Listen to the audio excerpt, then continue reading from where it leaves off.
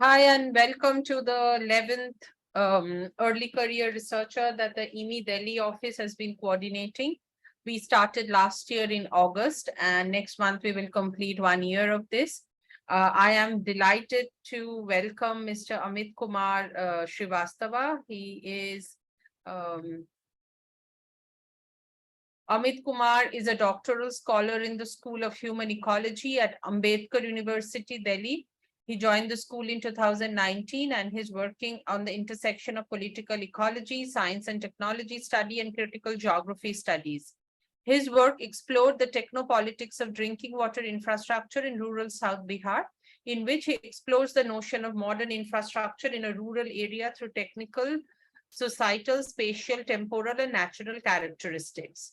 Amit has been working in this field since 2017, and he will be today talking about technopolitics of drinking water supply in rural Southern Bihar.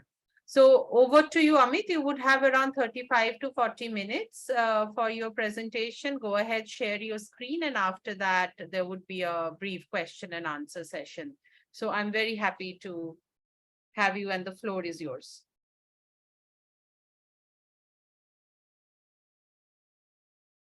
You're muted. Yeah. Thank you, Dr. Aditi. So good afternoon, everyone. I would like to thank, first of all, IWMI team for organizing this talk and provided me this opportunity to present here. Today, I'll be speaking about part of my doctoral thesis. The title of this discussion is Techno Politics of Drinking Water Supply in Rural Southern Bihar. As the title described, this research is situated in the rural southernmost part of Bihar, which is historically and geographically marginalized in terms of water availability, as well as access to safe and clean drinking water. And moreover, the framework of technopolitics, through the framework of technopolitics, this research explores how different human and non-human arrangements affected the water services in the said region.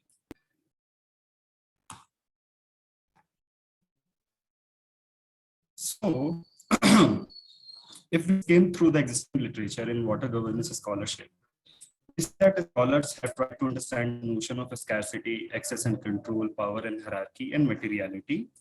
These characteristics are embedded networks formed around the water. Water governance scholarship further examines the socio-political question attached with water and its distribution. This scholarship further talks about the changing nature of drinking water services and its relationship with modern social, economic, and political thought at regional, national, and international level. In the Indian context, we see that drinking water service provision has been shifted from welfare to developmental state, and now and later on to neoliberal state, and currently it is still shifting to regulatory and surveillance state. Moreover, neoliberal state has put some modern technologies and infrastructure in drinking water service provision. First, we see national policies and World Bank policy document, they have this extra focus on quote unquote safe drinking water. The term safe means that water should be provided through the safe or a covered source. Moreover, neoliberal water services advocate universal access to safe drinking water, which is that drinking water infrastructure for all. However, as geographers like James C. Scott and Akhil Gupta put it, that some infrastructural schemes are programmed to be failed, especially in the global south. These failures come into place when institutions and actors try to provide a simple unified solution to a historical complex situation. So people at the receiving end, people at the service end, infrastructure in itself, and the network of all decide the fate of drinking water service provision. In this given context, this research tries to understand the post-implementation scenario of drinking water infrastructure and how these infrastructures shape and shaped by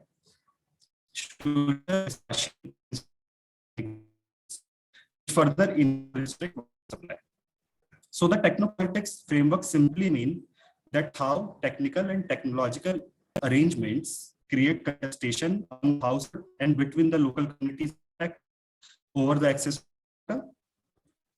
Technopolitics doesn't necessarily mean that technical and technological produce political contestation, but rather it means that all the technical, technological, social, and political together shape access to drinking water. If we see the drinking water supply as an assemblage of infrastructure and actors, then it involves various institutions and actors which overlap each other and produce the opportunity of interaction and negotiation between the local communities and local state actors.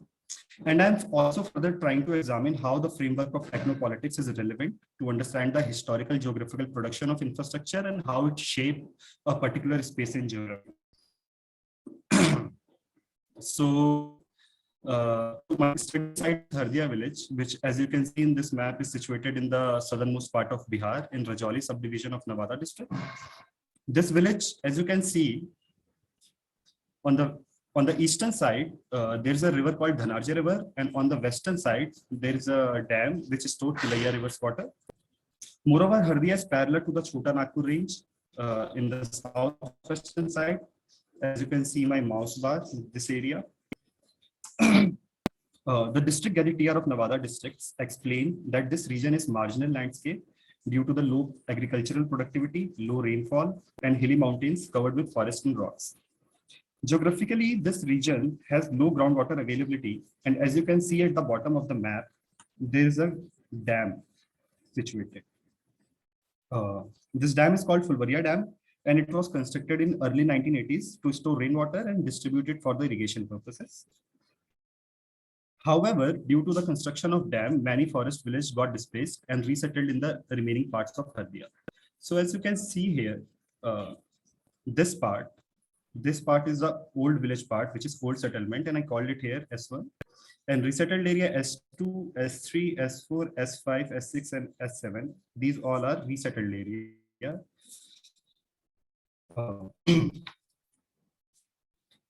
If we check the social structure of village, we can divide it into three categories. First, those who are originally living in the village, which is S1.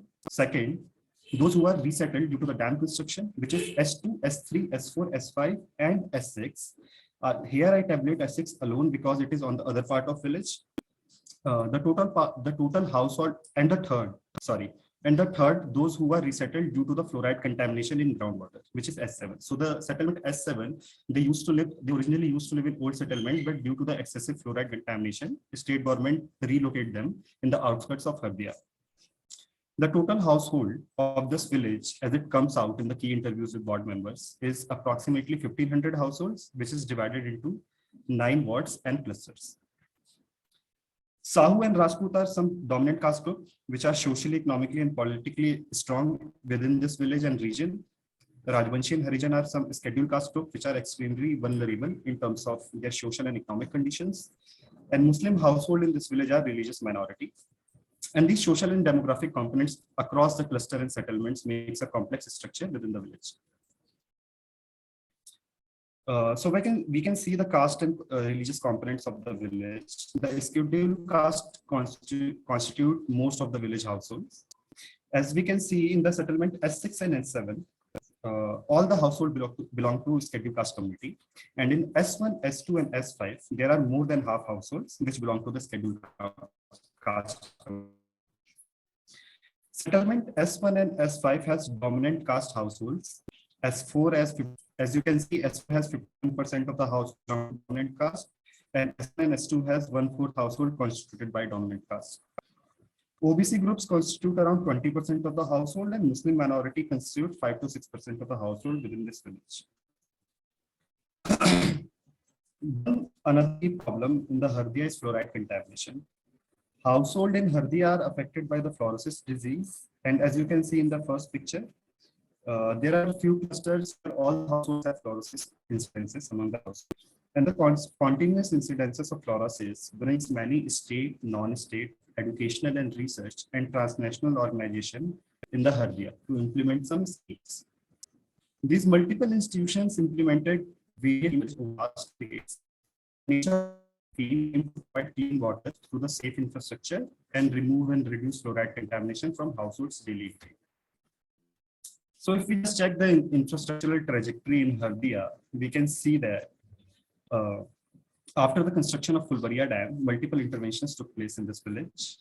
So the focus group discussions that came out that, as you can see in 2004, the district magistrate of Nawada visited this village, and after seeing the condition of some scheduled caste tola, decided to provide some assistance for clean drinking water.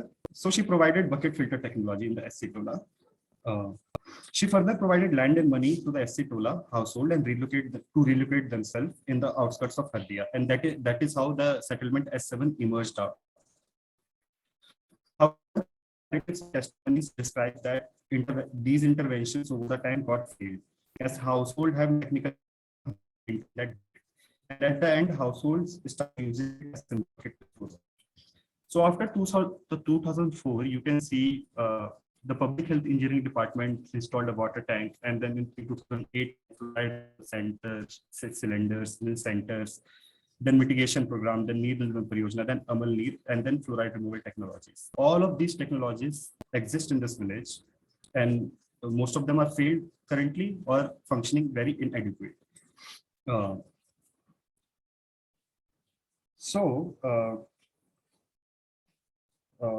One of the currently functioning scheme in this village is Neer Nirmal Pariyojana, which was started in 2016 by Public Health Engineering Department, Jindal Water Infrastructure Limited, and World Bank under a public-private partnership model.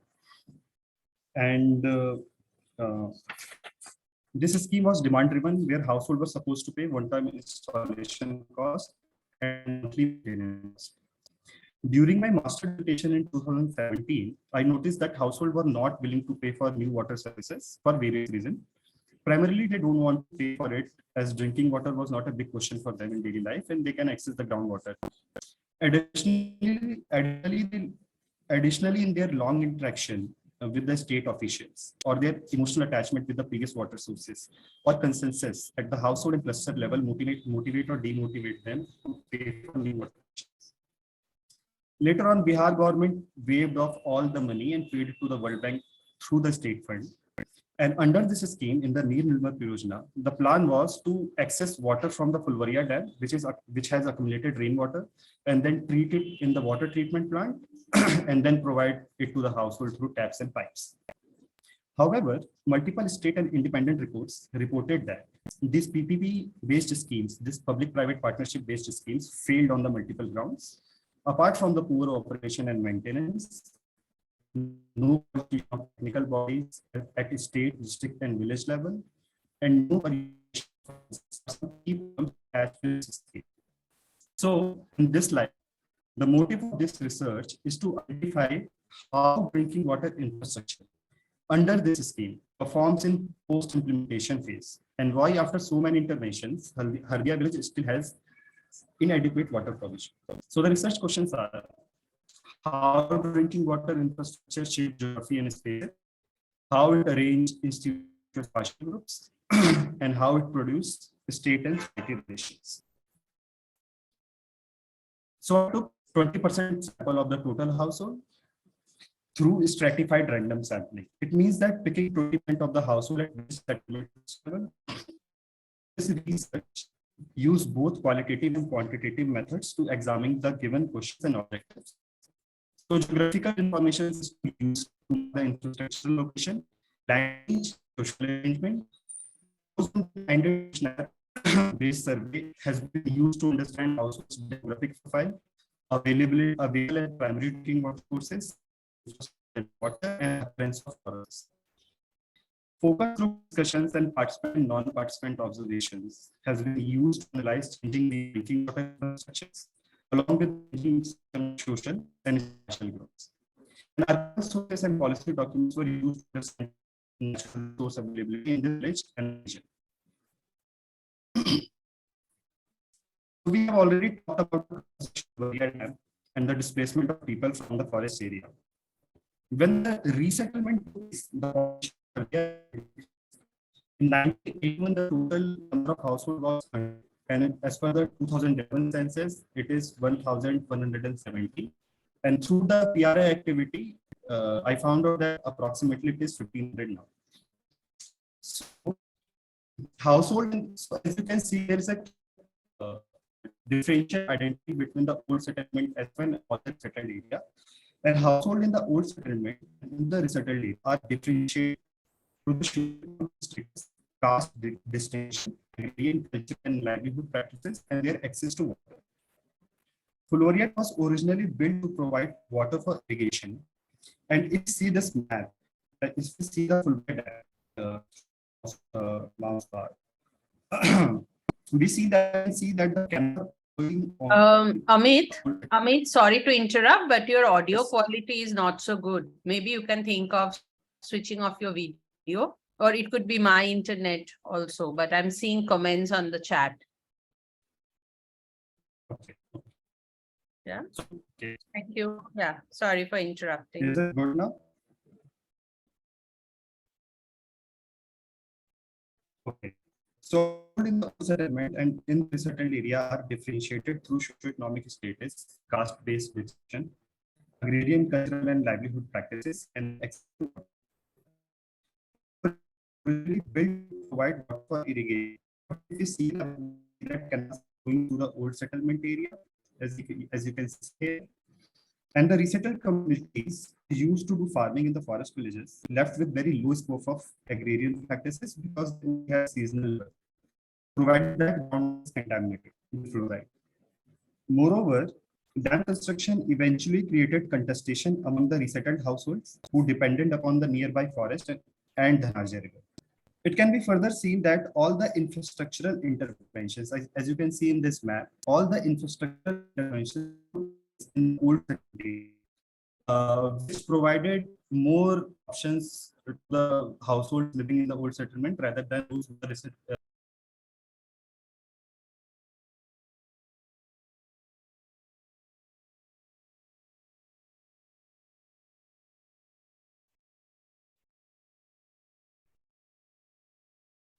Am I audible?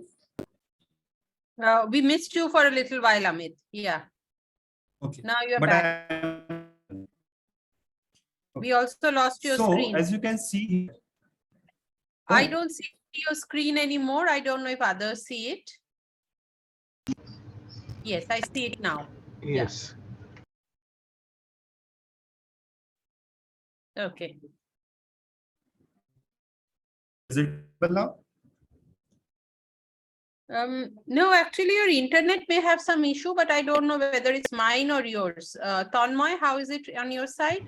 No, now it is visible, but I think it's Amit's internet is not stable. So sometimes the voice is breaking, sometimes this presentation is missing from the screen.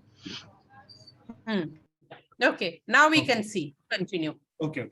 And Am I if you have a audible better now? connection, yeah, you are audible now, but if you have a better connection, try to move into So that. it's We can raining wait for a here, couple that of is why. minutes. I see. Okay. Okay. Let me Okay, no worries. Yeah, continue. So as you can see, all the infrastructural intervention took place in the old settlement area, and households living in old settlement have better options in accessing drinking water than in the resettled area. Moreover, see the comparison between these two Google Earth images and this marked area in these two Google Earth images. Forest area and river, the resettled area has been dried out, and the river has been dried out, and the forest has been reduced over the time in a short period of time between 2006 and 2011. In the focus group discussions, it came out that people use these resources to sustain their habitat, as well as commercial sand and stone mining, and it also takes place. Sorry. So we can broadly say that construction of Fulvaria Dam created three kinds of structures here in Haldia village. Firstly, at the village level, two different spaces and identities emerged between the household living in the old settlement and household resettled due to the dam construction. Those initially residing in the village had the upper hand on accessing resources, upholding social relations, and negotiating with the irrigation department and other government institutions. Dam construction leading to displacement by default created a hierarchy between the old and new settlements, where household of old settlement has access to canals from Fulvaria Dam, and new settlement had to depend upon the river or rainfall for their small farming lands.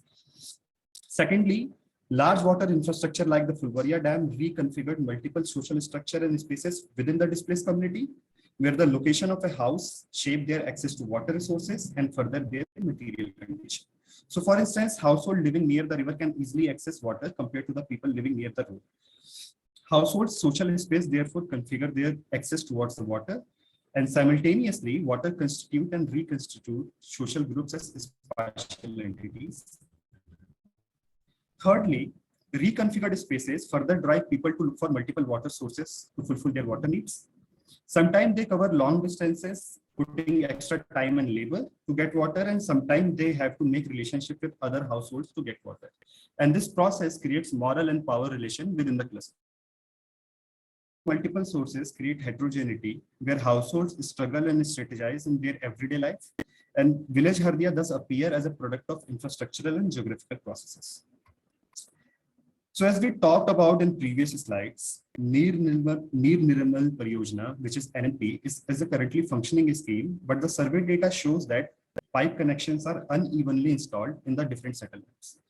Where settlement S1 has 100% of pipe connection, and settlement S2 has only half of the household with pipe connection. And the reasons are multifold. So households already see many failed interventions, and a new scheme is almost same for them as the previous one, in a way. Also, households have emotional attachment with their previous or traditional drinking water sources, where they do not want to left a hand pump because it is utilized by their previous generation, or they have economically invested in that. Apart from maintenance costs, divergent views within the social group of settlement and institutional responsiveness are some key concerns which restrict households in installing new connections. So oral narratives, testimonies, and ethnographic accounts further explain that there is a clear contestation among the local communities and between household and local state actors. For instance, local state actors think that households have no willingness for a pipe connection, and moreover, they are illiterate and have no knowledge about the water. However, households have opposite view regarding that, where they think that local state actors do not entertain their grievances.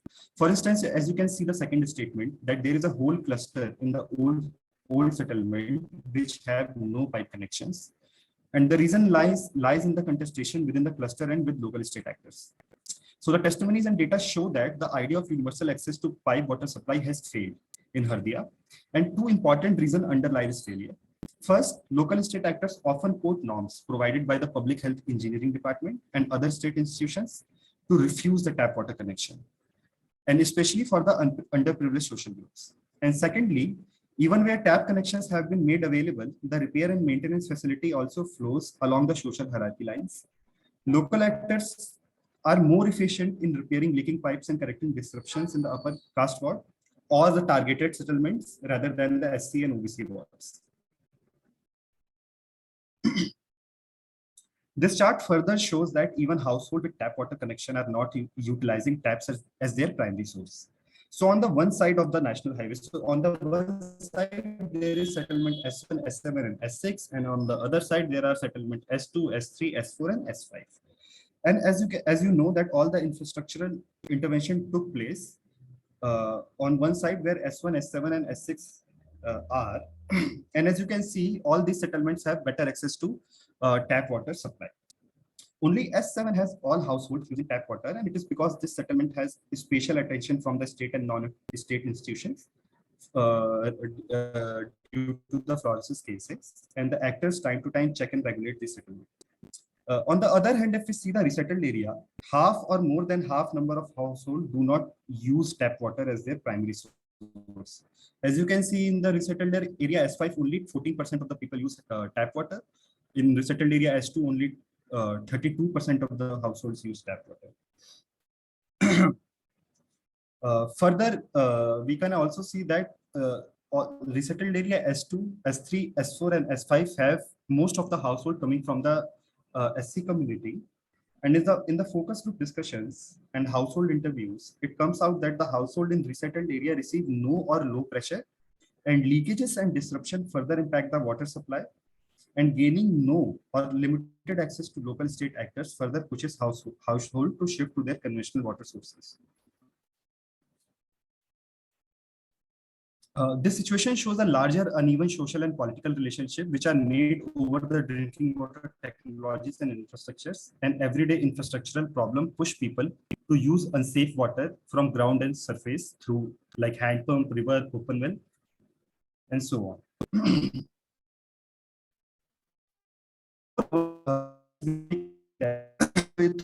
In this graph, I try to understand that at least one time breakdown during my field work, how many households breakdown their tap water structure.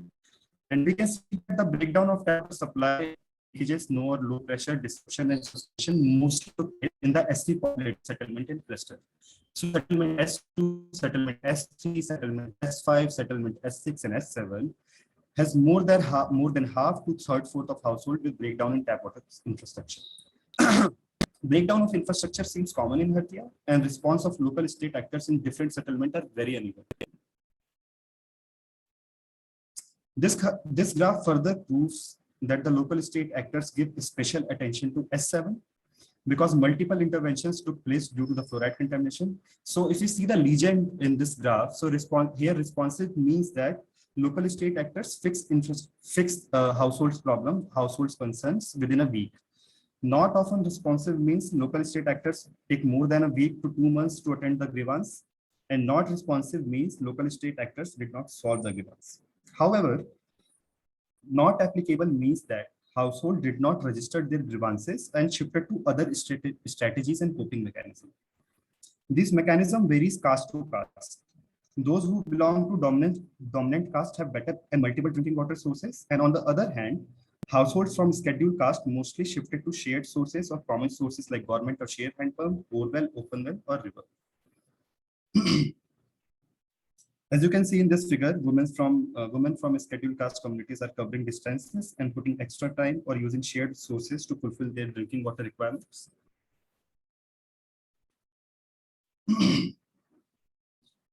In the oral narratives and testimonies, it comes out that local state actors like pump operators, plumbers, and other officials did not install the tap water connections properly. In some cases, they left the connection in the middle of the road or near sewages. And further, they did not attend the grievances from most of the restricted area. As you can see in this slide, multiple testimonies from residents of multiple settlements who said that due to the leakages or disruption, they did not receive the water. If we talk about the question of pressure, many households which are located far from the water treatment plant and tank, they receive very low or no pressure in their pipes.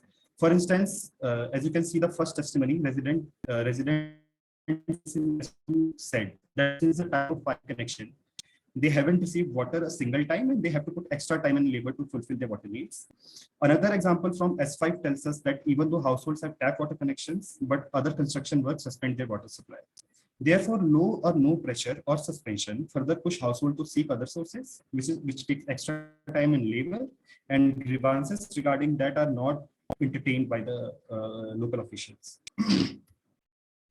The problem of leakage brings filth in the tap water supply, and as described by households, they also receive excessive chlorine in the water, which makes water bitter and unusable. Local state actors also fails at the maintenance and regulation of tap water supply, and the drudgery and bad quality of water is often received by the household.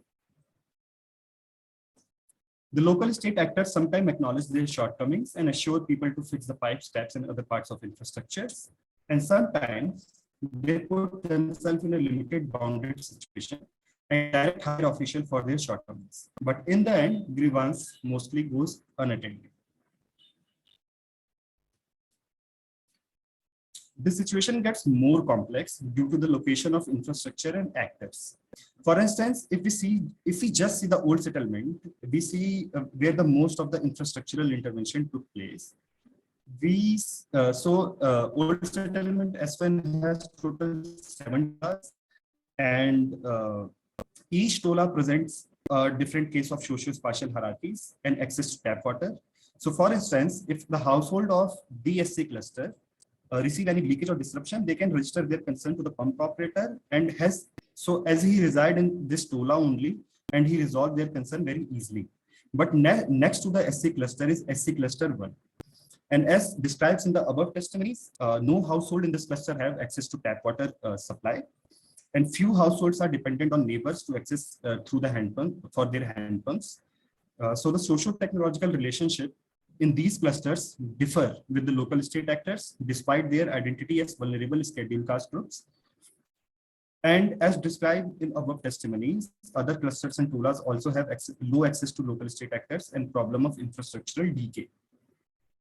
So broadly, it can be said that location of infrastructure and actors shape the spaces and social groups and produce uneven power arrangements, service provisions, grievance redressal at the village, settlement, cluster, and household level, which further push household to seek unsafe sources.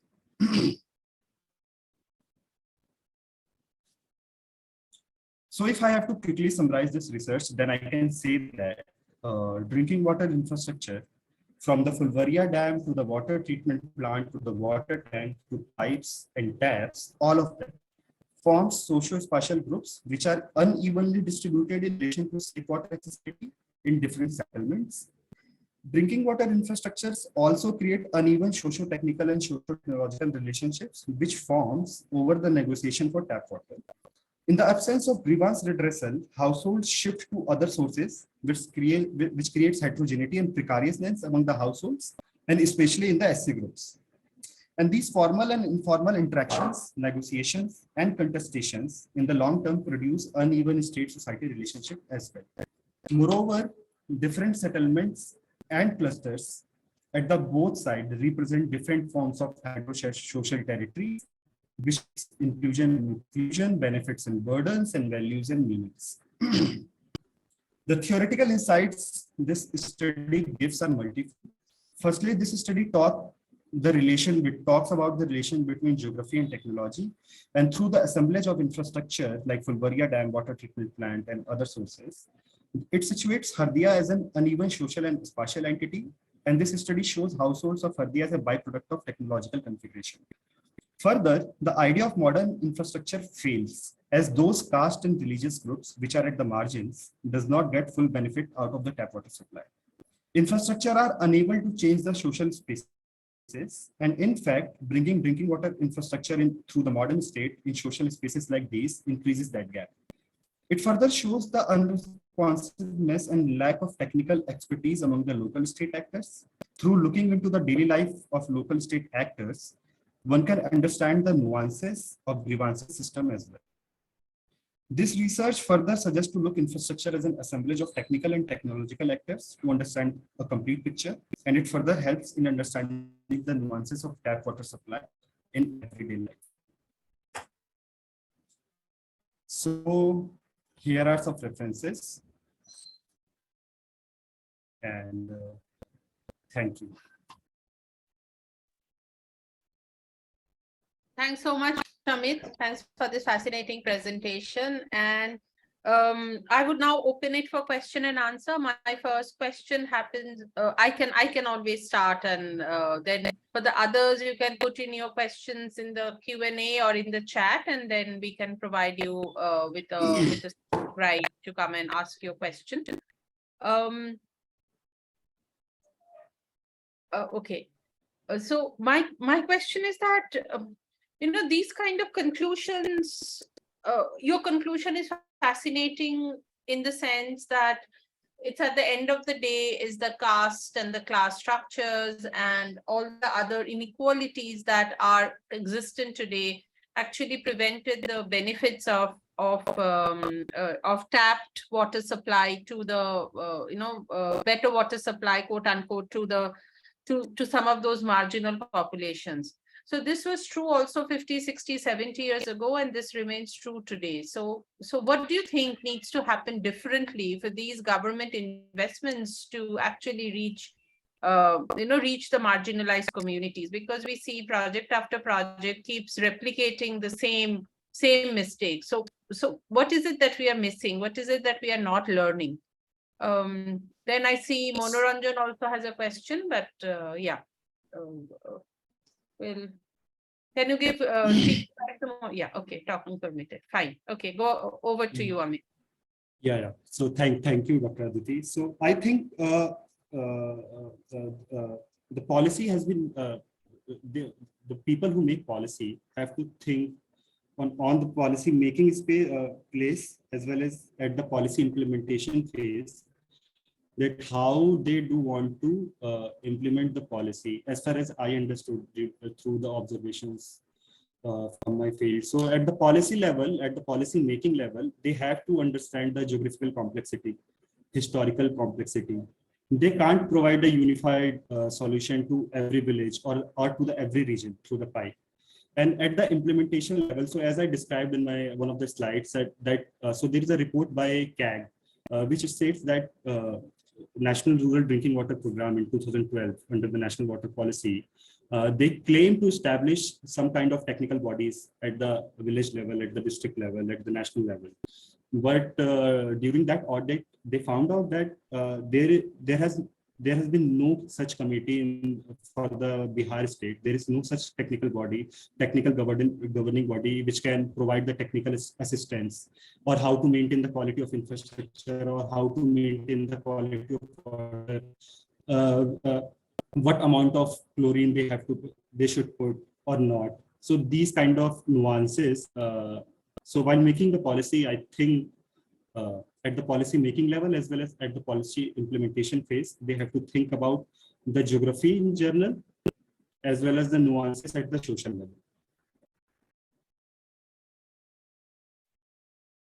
Is it? No, that's a good point, but yeah, I'm thinking what can we as researchers do better? Is it something that we can do to communicate these results better? Because what you are saying is something we see everywhere. I mean, when it comes to, say, spring rehabilitation in the mountains, is the same. It's the upper caste, the more dominant habitations get their springs rehabilitated, where the more marginal parts of the habitations, where minorities or lower caste, so-called lower caste people live, their springs are never prioritized. So there is, yeah, there's something to be thought about, how to make these government investments more equitable. Maybe maybe some kind of metrics that, percentage of marginal communities served. But yeah, no, it's very Yes. complex. Yeah. I know Monoranjan is waiting for his question, and then if there are other questions, please put it in chat and come out. Yeah. Hello, can you hear me? Yes. Yes, Please. yes. Thank you, Amit. This is a fascinating talk, and clearly that rural India is facing related to the pure drinking water supplies, and also the state-sponsored supply, if I'd say, they're giving to quote unquote the pure drinking water to the rural households is actually working or not. But my question is a little different. So I saw there's a village where this multi-institutional fluoride mitigation center is there. And my question is, I'm curious to know, is there any water consultancy firm is working in the same village, or I mean, this type of multi-institutionals, they're working directly, or they outsource others institutions like the big consultancy firm theirs? So there is no such consultancy within the village, but all the programs in this village, as you can see in this slide, either done in individual capacity, individual institutional capacity, or under the collaboration. So as you can see, integrated fluorosis mitigation program, and I missed one institutional actor here. So there is UNICEF, there is Public Health Engineering Department, there is CSIR NEERI, ICMR NIRT, AN College Patna, and AIMS also.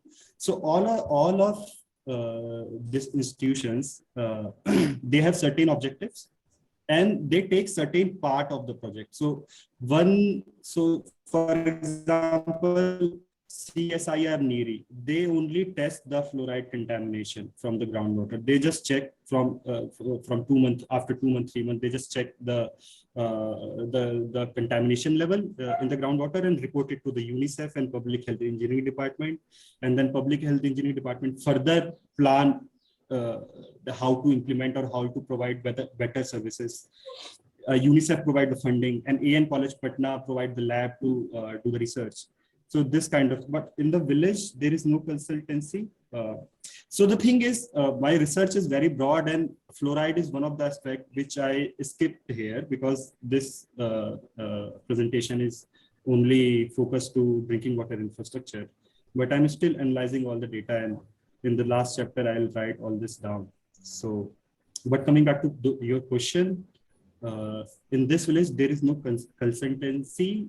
All the big institutions, all the transnational institutions like UNICEF or World Bank, they do not come in the village, but they have their representative, their Delhi representative, or their Ranchi representative, or their Bihar representative. They come in once in a while, but at the local level, there are 2, 3, 4 people who take care all the work for all the institutions. That was my, questions, you answered it. So mostly the representatives, and who are these representatives? Do you have any ideas? So that's a good question. These representatives mostly coming from the dominant caste groups. So for example, the pump operator of Hardia village. So he was part of almost every infrastructural intervention you can see in this slide, and he's socially strong. He's socially politically strong. He has his cousin is part of the local constitutional body, and he get all the resource in all the institution which comes in the Hardia. He provide all the assistance to them okay, so like geographer like Akhil Gupta put it, that infrastructures are not apolitical or politically neutral.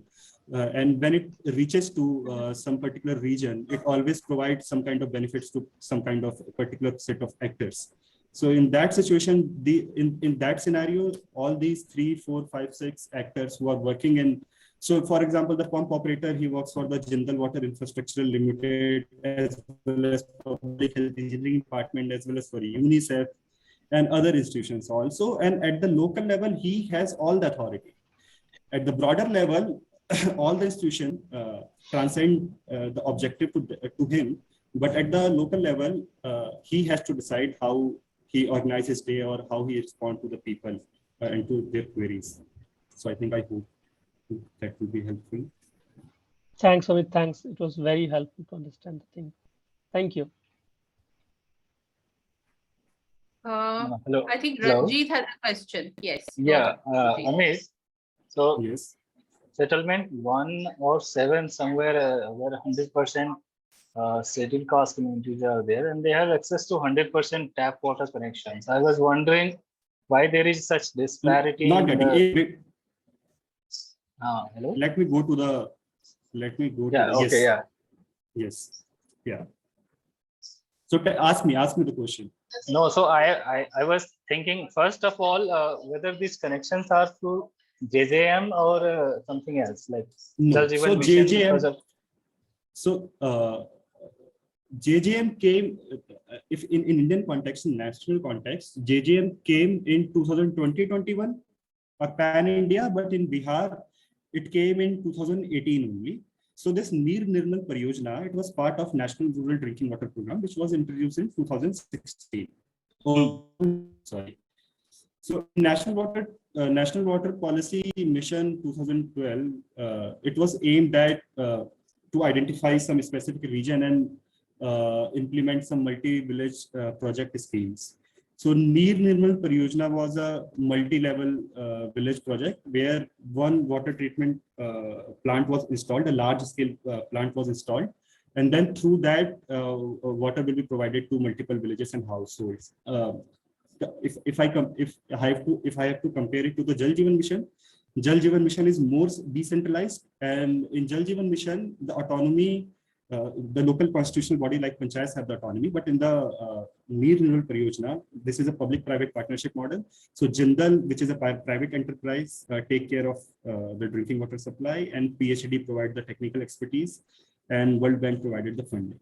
So that is the basic difference. So this is not covered by JJM then. That's why the this is not covered by JJM. Okay, so there are many villages. There are many villages around this village near to Hardia, which has JJM, and the situation there is also very problematic in terms of access to water. But here, this particular scheme, it was implemented as and propagated as the successful story in the Bihar, because this is the first large-scale water treatment plant here in Bihar. in the southern Bihar. Okay. Apart from fluoride, is there arsenic contamination also? In this region, no. In this region, apart from fluoride contamination, now multiple local newspaper reported that there is chromium contamination coming up, but I have not followed up that. In this particular region, fluoride is because, so as you can see here, so this area of Chota Nagpur region, here are a lot of mica mines. And aims that this contamination took place through the mica, through the illegal mining and the mica and contaminating it, contaminating the groundwater. So, are you suggesting if there is no contamination, then because of various ways in which people are extracting water through hand pumps or borewell, there shouldn't be any issue? Like if they can afford to have hand pumps and the groundwater is not that much contaminated, then this tap water connection is not an issue then. No, I don't think so. This is part of.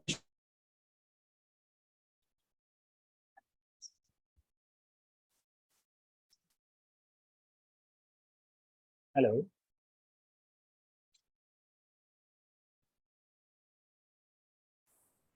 Yeah, so I'm audible.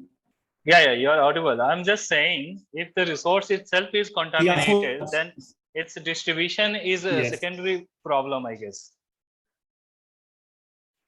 So, fluoride contamination is a major problem, and that is why all the infrastructural intervention took place. But on the other hand, you also have to see the social complexity of the village. So this village.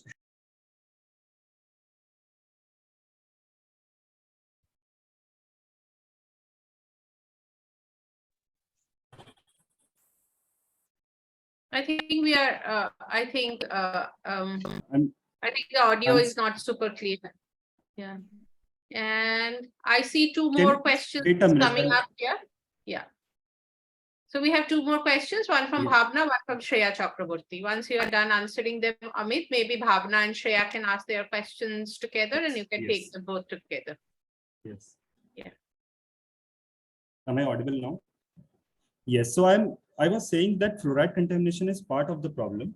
And through this scheme, they are taking rainwater and then cleaning it and providing it to the household. So fluoride contamination is the problem, and that is why all the intervention took place in the village. But on the other hand, this village is very complex in terms of social formation of social identity and the agricultural livelihood and cultural practices.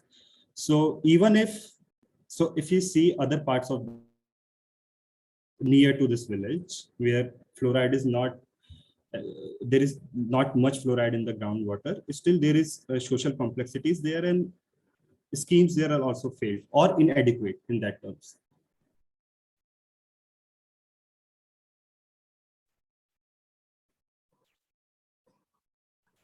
Okay, maybe I'll go ahead with my question. Yeah. Am I audible? Yes, you are audible. Yeah. Hi, thanks a lot. Yeah, I really want to know. So, because JJM is, for instance, coming up all over the place now, and it really has sort of an indication for what will potentially the system may look like in the future.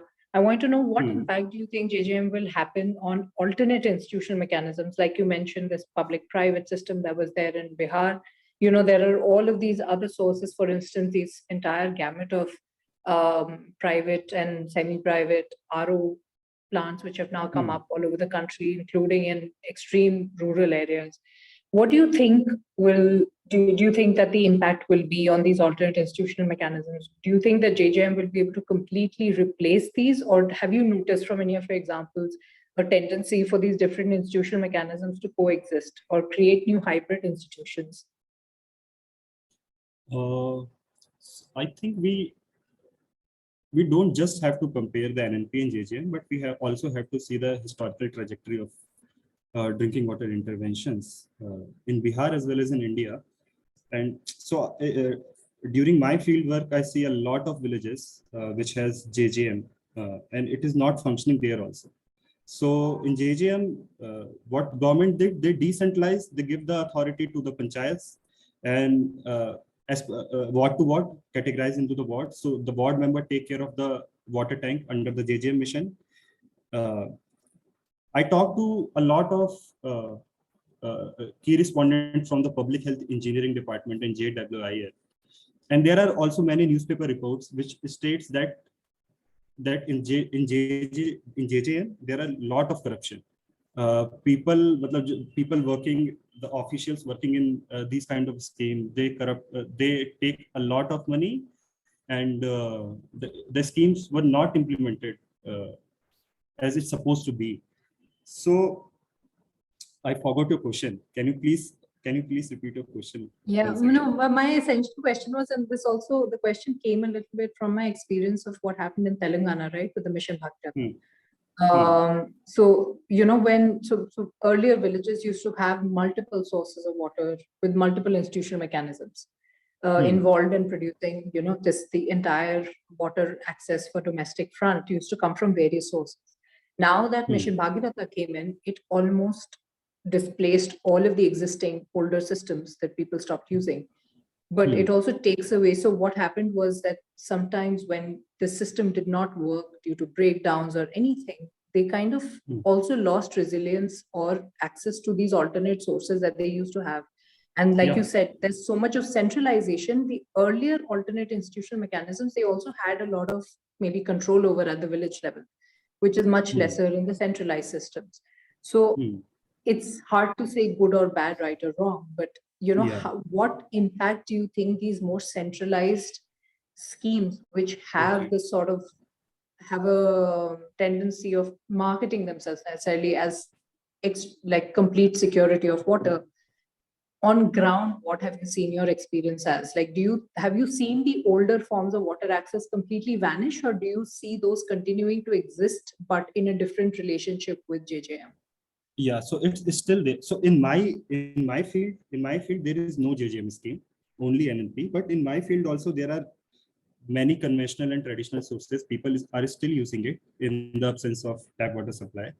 So that is one thing. But on the other hand, if I can speak theoretically, that between the central and decentral nature of drinking water services, and what I found here in my field area, because it has central drinking water service provision in a way, or public-private partnership, because I'm working on critical geography and political ecology, so I think it is crucial to check the nuances at the local level, where where central हो डिसेंट्रल हो, उससे उतना फर्क पड़ता है, but उससे ज्यादा फर्क ये पड़ता है कि who are running these schemes at the local level, what is their politics, how they negotiate, interact or contest in their daily life, and whether it is central or whether it is decentral, but जो लोग operate कर रहे हैं local level पे, वो मेरे field पे मेरे को ऐसा दिखाई दिया, ऐसा ऑब्जर्व किया मैंने कि वो लोग they have their certain set of politics, and they definitely benefit their particular socio-political network, and on the other hand, people and households who doesn't come in their socio-political network, they did not get benefit out of that. So that is why they shift to other conventional sources. But I think I have to think a lot, मतलब थोड़ा सा और सोचना पड़ेगा मेरे को इसके बारे में, but apart from that, I think whether it is central or decentral, because I have seen NNP and JJM both during my in my field area as well as near to my field area, and both of them are inadequate and inefficient. And one of the major problem which I saw is the response of people who work for the state at the local level. So yeah, I hope. No, thank you so much. I think it was more interesting to consider rather than I guess getting the answer here. But yeah, thank you. Yeah. No, that's a good point, because at the end of the day, those who implement these policies, as you say, also come with their politics. The question is, can the government funds be used in ways that discriminate? So, or how can we do better? I think that would be a good way for us as researchers to provide some practical ways of doing that, maybe some kind of some kind of metrics. I understand it's really hard because people are who they are, they all come with their vested interest, but there is something to be said about use of public money in a way that reaches the most poor and the vulnerable. And I feel that we as researchers have a particular responsibility in suggesting ways for doing that in as concrete ways as possible, even though those recommendations may or may not be acceptable or implemented. But I thought that was a fascinating conversation and also leaves me a little worried. I hope that JJM implementation is happening a bit differently. And we had a couple of the audience here who work on the JJM field, for example, Bhavna Badola, but I don't see her anymore. So there's hoping that some changes are happening in some of the new schemes and projects, but overall, the very fact that social discrimination continues to play such an important role in access to such a vital resource as water is a matter of grave concern. And the question is, how do we go forward from here? What can be done? I think identifying the issue itself is critical, but we kind of know what the issues are. We know the issues of caste discrimination and societal division. I think now going forward, identifying what can be done about it is just equally important. And I hope, Amit, you will be able to look at it, some of it in your PhD thesis going forward. So we are almost towards the end of our webinar, 2 minutes left. If there are any burning questions or comments, please go ahead, or else we will end the webinar here and wait for the next webinar, the 12th of the series, which will happen sometime similarly 3rd week of July. Any further questions or comments?